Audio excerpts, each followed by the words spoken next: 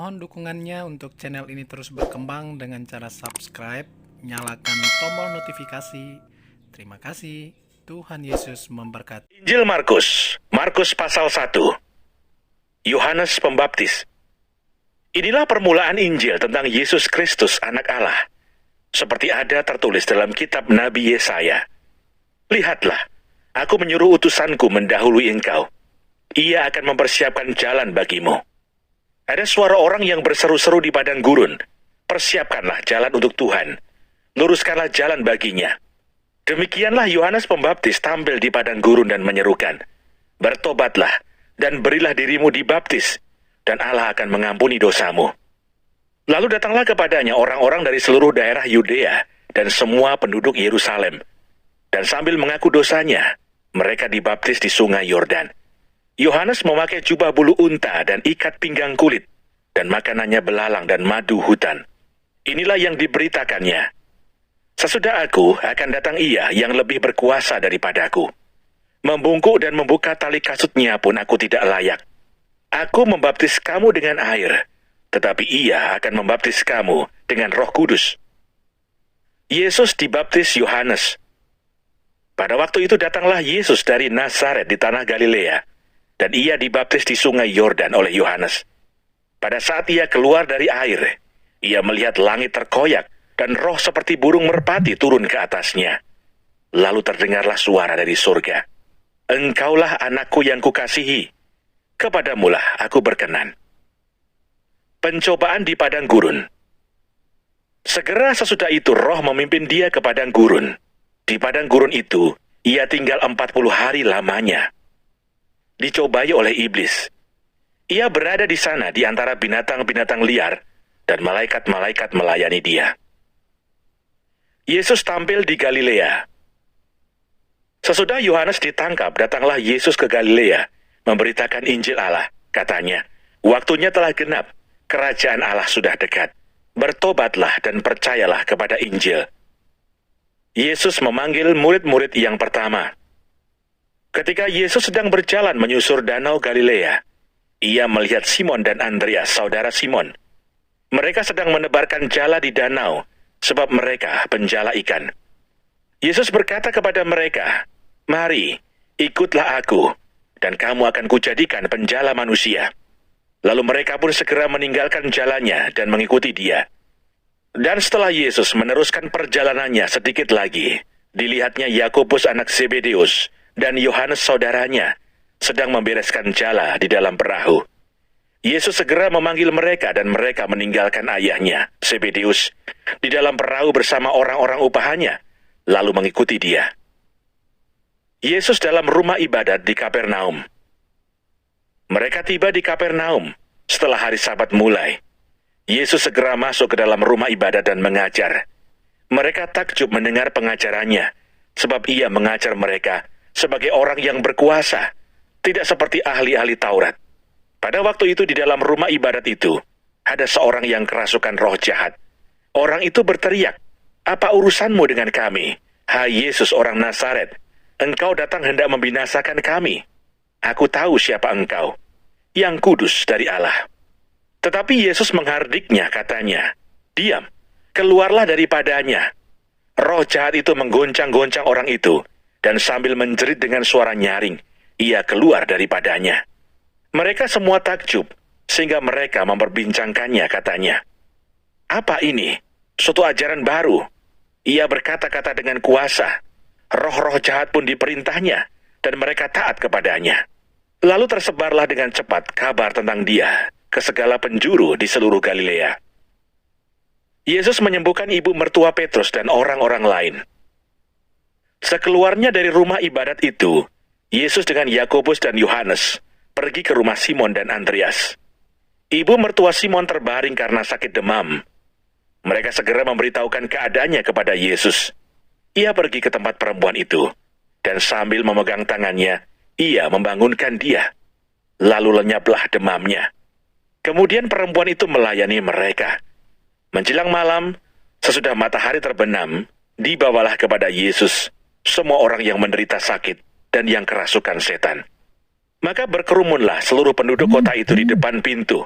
Ia menyembuhkan banyak orang yang menderita bermacam-macam penyakit dan mengusir banyak setan. Ia tidak memperbolehkan setan-setan itu berbicara, sebab mereka mengenal Dia. Yesus mengajar di kota-kota lain. Pagi-pagi benar, waktu hari masih gelap, Ia bangun dan pergi keluar. Ia pergi ke tempat yang sunyi dan berdoa di sana. Tetapi Simon dan kawan-kawannya menyusul Dia. Waktu menemukan Dia, mereka berkata, "Semua orang mencari Engkau." Jawabnya, "Marilah kita pergi ke tempat lain, ke kota-kota yang berdekatan, supaya di sana juga aku memberitakan Injil, karena untuk itu aku telah datang." Lalu pergilah Ia ke seluruh Galilea dan memberitakan Injil dalam rumah-rumah ibadat mereka dan mengusir setan-setan. Yesus menyembuhkan seorang yang sakit kusta. Seorang yang sakit kusta datang kepada Yesus, dan sambil berlutut di hadapannya, ia memohon bantuannya, katanya, "Kalau Engkau mau, Engkau dapat mentahirkan aku." Maka tergeraklah hatinya oleh belas kasihan. Lalu ia mengulurkan tangannya, menjamah orang itu dan berkata kepadanya, "Aku mau, jadilah engkau tahir." Seketika itu juga lenyaplah penyakit kusta orang itu, dan ia menjadi tahir. Segera ia menyuruh orang itu pergi dengan peringatan keras. "Ingatlah, janganlah engkau memberitahukan apa-apa tentang hal ini kepada siapapun. Tetapi pergilah, perlihatkanlah dirimu kepada imam, dan persembahkanlah untuk pentahiranmu persembahan yang diperintahkan oleh Musa sebagai bukti bagi mereka." Tetapi orang itu pergi memberitakan peristiwa itu dan menyebarkannya kemana-mana, sehingga Yesus tidak dapat lagi terang-terangan masuk ke dalam kota. Ia tinggal di luar, di tempat-tempat yang sepi. Namun orang terus juga datang kepadanya dari segala penjuru.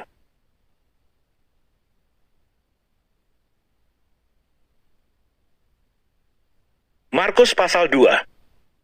Orang lumpuh disembuhkan. Kemudian, sesudah lewat beberapa hari, waktu Yesus datang lagi ke Kapernaum, tersiarlah kabar bahwa Ia ada di rumah. Maka datanglah orang-orang berkerumun sehingga tidak ada lagi tempat, bahkan di muka pintu pun tidak. Sementara Ia memberitakan firman kepada mereka. Ada orang-orang datang membawa kepadanya seorang lumpuh, digotong oleh 4 orang. Tetapi mereka tidak dapat membawanya kepadanya, karena orang banyak itu. Lalu mereka membuka atap yang di atasnya. Sesudah terbuka mereka menurunkan tilam, tempat orang lumpuh itu terbaring. Ketika Yesus melihat iman mereka, berkatalah Ia kepada orang lumpuh itu, "Hai anakku, dosamu sudah diampuni." Tetapi di situ ada juga duduk beberapa ahli Taurat. Mereka berpikir dalam hatinya, "Mengapa orang ini berkata begitu? Ia menghujat Allah. Siapa yang dapat mengampuni dosa selain daripada Allah sendiri?" Tetapi Yesus segera mengetahui dalam hatinya bahwa mereka berpikir demikian. Lalu Ia berkata kepada mereka, "Mengapa kamu berpikir begitu dalam hatimu? Manakah lebih mudah mengatakan kepada orang lumpuh ini, 'Dosamu sudah diampuni,' atau mengatakan, 'Bangunlah, angkatlah tilammu dan berjalan'? Tetapi supaya kamu tahu bahwa di dunia ini Anak Manusia berkuasa mengampuni dosa." Berkatalah Ia kepada orang lumpuh itu, "Kepadamu kukatakan, bangunlah, angkatlah tempat tidurmu, dan pulanglah ke rumahmu."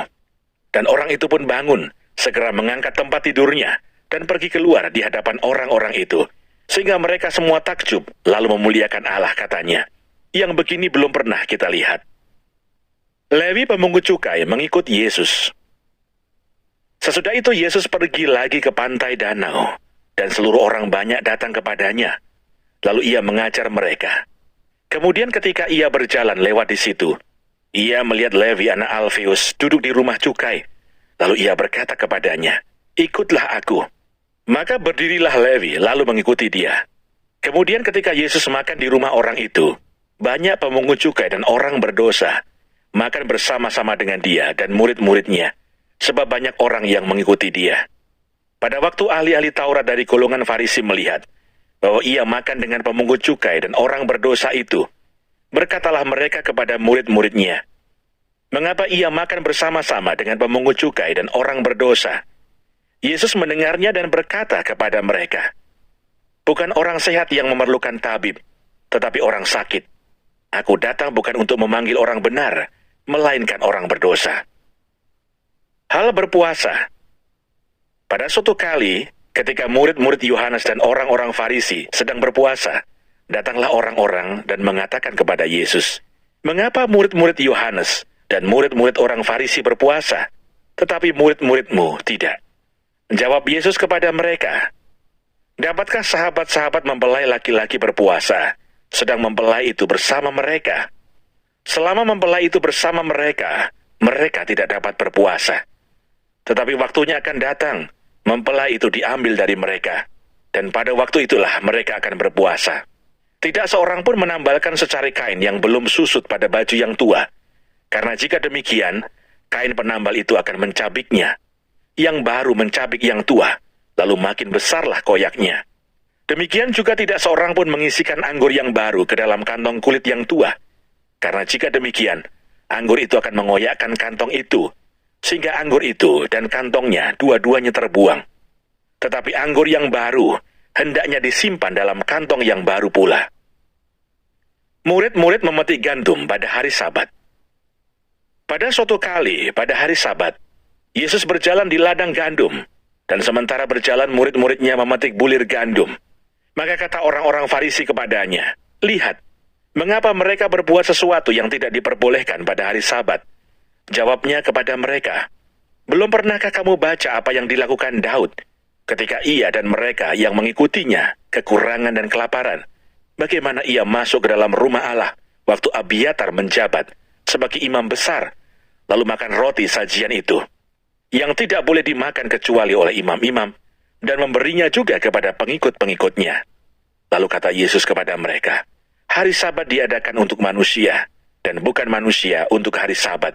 Jadi anak manusia adalah juga Tuhan atas hari Sabat."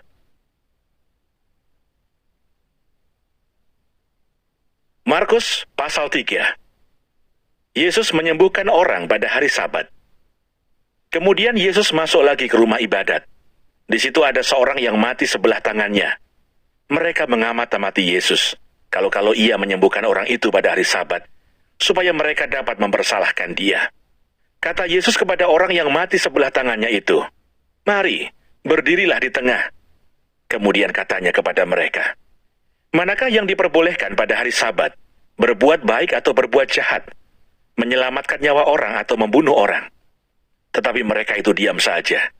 Ia berduka cita karena kedekilan mereka, dan dengan marah ia memandang sekelilingnya kepada mereka. Lalu ia berkata kepada orang itu, "Ulurkanlah tanganmu."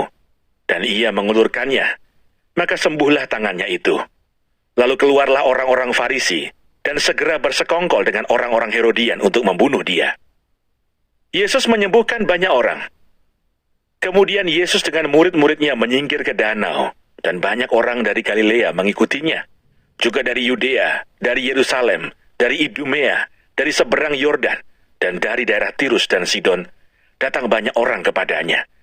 Sesudah mereka mendengar segala yang dilakukannya, ia menyuruh murid-muridnya menyediakan sebuah perahu baginya, karena orang banyak itu, supaya mereka jangan sampai menghimpitnya. Sebab ia menyembuhkan banyak orang, sehingga semua penderita penyakit berdesak-desakan kepadanya, hendak menjamahnya. Bila mana roh-roh jahat melihat dia, mereka jatuh tersungkur di hadapannya dan berteriak, "Engkaulah anak Allah." Tetapi ia dengan keras melarang mereka memberitahukan siapa dia. Yesus memanggil ke-12 rasul. Kemudian naiklah Yesus ke atas bukit. Ia memanggil orang-orang yang dikehendakinya, dan mereka pun datang kepadanya.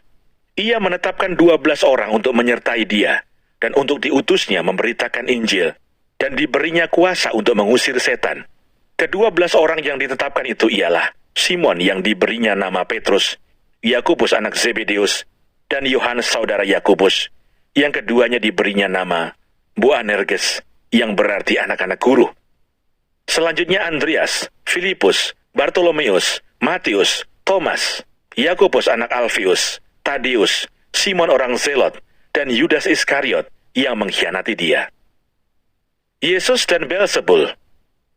Kemudian Yesus masuk ke sebuah rumah.